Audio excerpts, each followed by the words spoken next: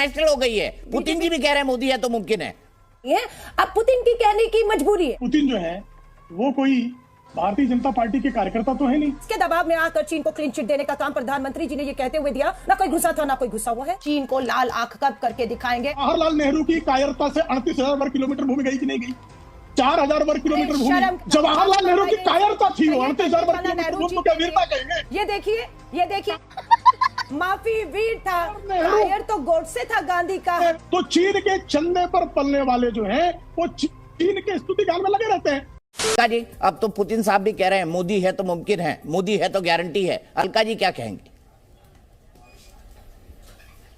140 करोड़ की आबादी का भारत देश का नागरिक कोई कहता तो मुझे ज्यादा खुशी होती। एक देश का, अरे बीजेपी के सब सपोर्टर तो कह ही रहे हैं मैडम, ताली पीट रहे हैं। बीजेपी के सब सपोर्टर तो कह रहे हैं। मैं कह रहा हूं ये गारंटी इंटरनेशनल हो गई है। पुतिन जी भी कह रहे हैं मोदी है तो मुमकिन है।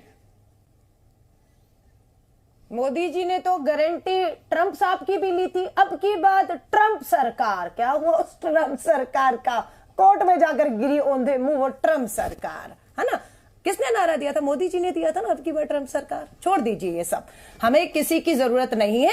अब पुतिन की कहने की मजबूरी है। क्या मजबूरी है? अभी तक तेल खरीद रहे थे, अब गेहूं भी खरीदना पड़ रहा है। विश्व गुरु को 80 करोड़ लोगों को मुफ्त राशन देने के लिए अनाज भंडारण में 15 साल के सबसे निचले स्तर पर आ गया, और अब अनाज के लिए, गेहूं के लिए पुतिन के सामने कटोरा लेने की नौबत आ गई।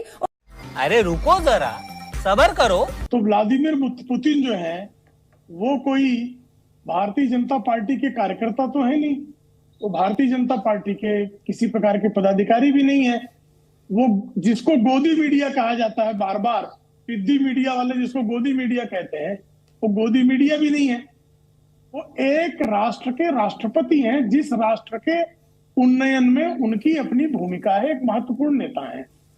और उस महत्वपूर्ण नेता ने अगर आदरणीय नरेंद्र मोदी जी के बारे में ये बातें कही हैं, तो क्या उन बातों में तथ्य है?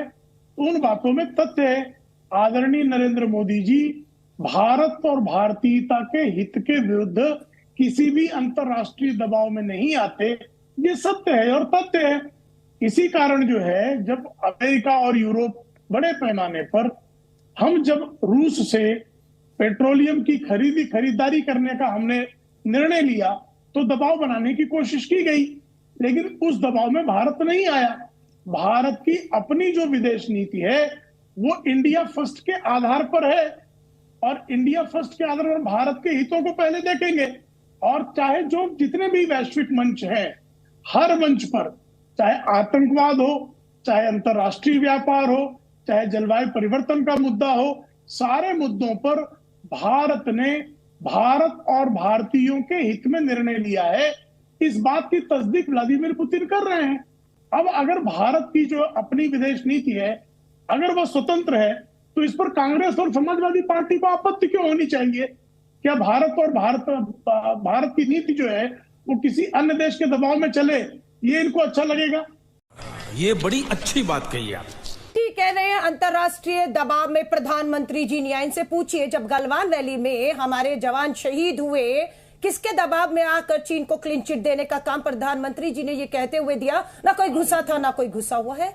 क्यों? क्योंकि आपने पीएम केयर फंड में टिकटॉक जैसे कंपनियों से करोड़ों रुपए ले लिए थे। पूछना चाहते हैं, क्या आपने इजराइल और पैलेस्टाइन के जो युद्ध है उसमें पहले किसके साथ थे? इजराइल के साथ, फिर पलटी खा ली और उनके पैलेस्टाइन के साथ बोलने लगे, क्योंकि पता लगा कि अब किरकिरी पूरे देश में हो रही है। चीन को लाल आंख कब करके दिखाएंगे? आप ही के अरुणाचल प्रदेश में सैटेलाइट तस्वीरें सबूत हैं कि वहां पर इंफ्रास्ट्रक्चर चीन द्वारा खड़ा कर लिया गया है। आप खामोश क्यों हैं? ये देश सवाल पूछेगा। 10 साल पूरे हो गए, आपके जुमलेबाजी बंद करिए, 10 साल की रिपोर्ट कार्ड देश के सामने रखिए, और दम हो तो मैं कहती हूं उस 10 साल की प्रधानमंत्री जी की रिपोर्ट कार्ड के एक मुद्दे पर चर्चा होनी चाहिए। पर मुद्दे पर चर्चा नहीं होगी। फर्जी छवि करोड़ों लाखों रुपया बनाकर जो बनी हुई है, बस उसको डर है कि उस छवि को कोई नुकसान ना हो जाए। एक तरफ मोदी जी का नाम होगा और दूसरी तरफ इंडिया अलायंस होगा और देश के मुद्दे होंगे। मुझे अपेक्षा है कि बीच में लोग चिल्लाएंगे नहीं।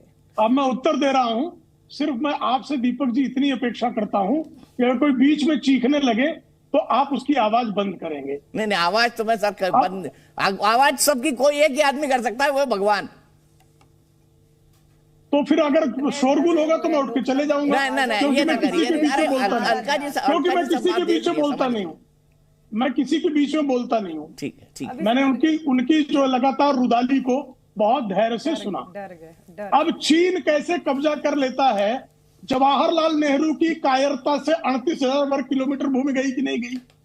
4,000 वर्ग किलोमीटर भूमि। शर्म करिए, देश के प्रथम प्रधानमंत्री, स्वतंत्रता सेनानी, शुरू हो गई जो भारत रत्न पंडित जवाहरलाल नेहरू जी के लिए ये गोडसेवादी, गांधी के हत्यारे, इन शब्दों का इस्तेमाल करेंगे और गांधीवादी अलका लांबा सुनती रहेगी। इनका वो स्तर है कि नेहरू पर उंगली उठाए, नेहरू का नाम भी ले। अलका जी सुन तो लीजिए ना, सुन तो लीजिए। मैं कहता हूँ संयम वाले संयत शब्दों का इस्तेमाल करिए प्लीज। ऐसे शब्दों का इस्तेमाल, सत्य ब्रूयात प्रियम ब्रूयात, सत्य बोलिए लेकिन प्रिय। जवाहरलाल नेहरू की कायरता थी वो, 38,000 वर्ग किलोमीटर को क्या वीरता कहेंगे? ये देखिए माफी वीर था, कायर तो गोडसे था, गांधी का हत्यारा जो सामने नहीं कर पाया और हिंसा की। आप सब उन्हीं के रास्ते पर चल रहे हैं। देश में बिल्कुल आपने किया, नोटबंदी में आपने देश कह दिया, आपने बिना सोचे देश पे तालेबंदी थोप कर। तो नहीं, बुरा स्वतंत्रता सेनानियों को आपकी कोई हैसियत नहीं, आप कुछ भी कहें, किसी भी स्वतंत्रता सेनानी। अरे सावरकर भी स्वतंत्रता सेनानी थे, अलका लांबा जी। सावरकर भी स्वतंत्रता सेनानी थे, भूल रही हैं आप। इंदिरा गांधी ने डाक टिकट भी जारी किया था उनका। सावरकर वीर थे और जवाहरलाल नेहरू कायर थे। अरे हाँ भाई हाँ। 30,000 वर्ग किलोमीटर भूमि भारत की गंवाने वाली कायर सरकार 4,000 वर्ग किलोमीटर पाकिस्तान के हाथों जो है गंवाने वाली। परसों ही आदरणीय अमित शाह जी ने ये बात संसद में रखी कि किस तरह से पाकिस्तान ऑक्युपाइड कश्मीर का निर्माण नेहरू के ब्लंडर के कारण हुआ। उन्होंने सेना रोक भी नहीं जाने दी। क्यों? तो जिन लोगों ने उसके बाद जो है अभी आखिरी जोरावर किला जो है 2009 में किसने कहा, और गलवान में हमारे बलवानों ने, हमारे 20 बलवानों ने बलिदान दिया तो 40 से अधिक चीन के सैनिकों को मार गिराया। लेकिन जब डोकलाम में हमारी सेना जुटी तो चोरी चोरी चुपके चुपके चीन के चंदे पर पलने वाले श्रीमान राहुल गांधी सपरिवार चीन के दूतावास में चले गए।